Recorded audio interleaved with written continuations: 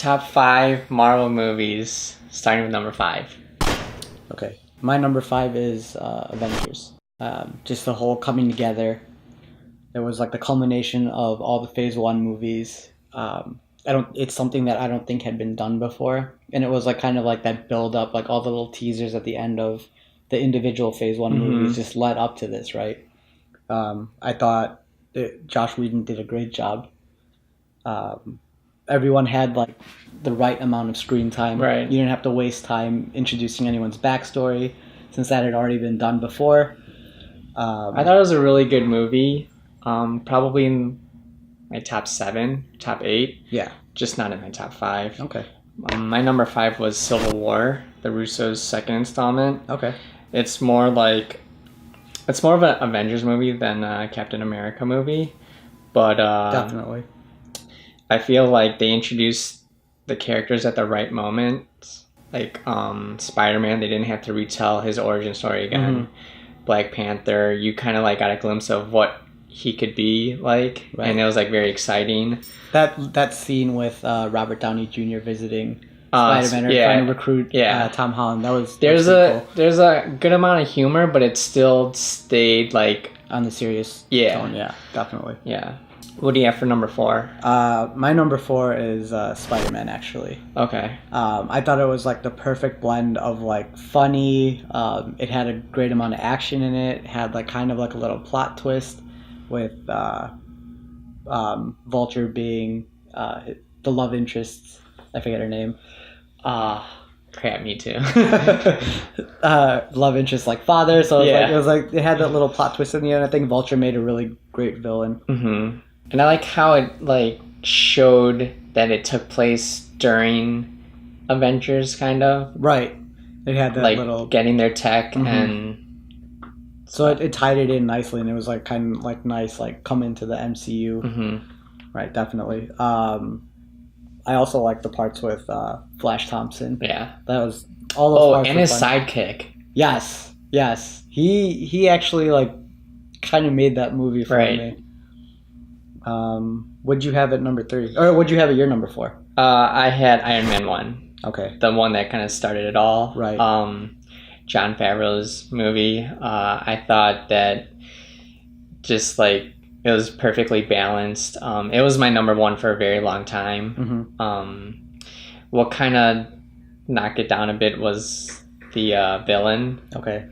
But other than that, it's a really solid Marvel movie. You don't like the whole like hero villain dynamic where it's like the exact opposite of the hero? That's like the issue with Marvel. Yeah. That they're always like, who do you have? You have Captain America, Red Skull. You have Iron Man, Ironmonger. Right. What else? I'm blanking, but Black Panther and Killmonger kind of had the same thing going on. So my number 3 was actually Iron Man. Okay. Similar to the reasons that you said already, it was a movie that kicked off everything.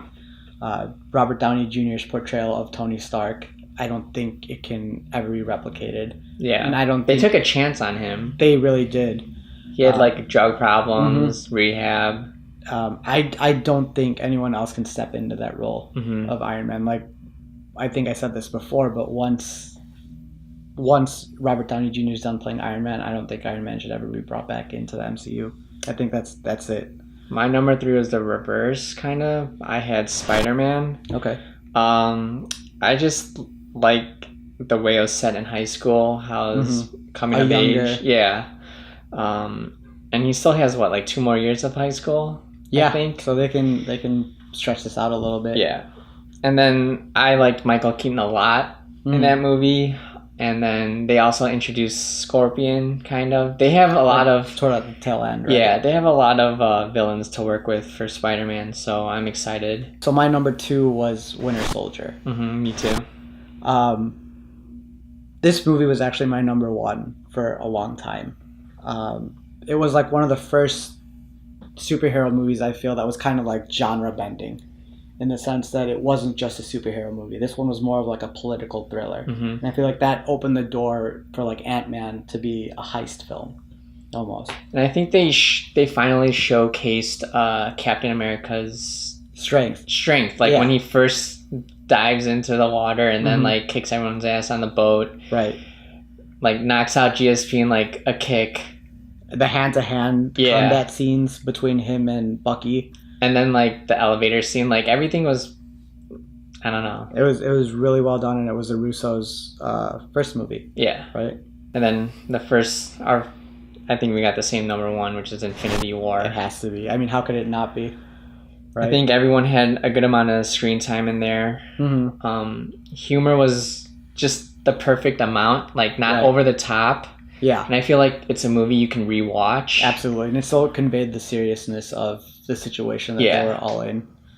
I thought the villains were pretty cool. I thought Thanos' henchmen, they were like... They're weak. They're a little bit weak. Except for that one guy that... Ebony Maw, the one with the magic. Yeah. I thought Thor's whole hero arc of how he showed up in Wakanda with Groot and Rocket, that was like the best part of the whole movie, like for sure. It just amazes me that Marvel is able to CGI Thanos, but like Fox can't do Apocalypse. Oh my god, please don't even get started on that. That's a topic for a whole nother time. But yeah, those are our top 5.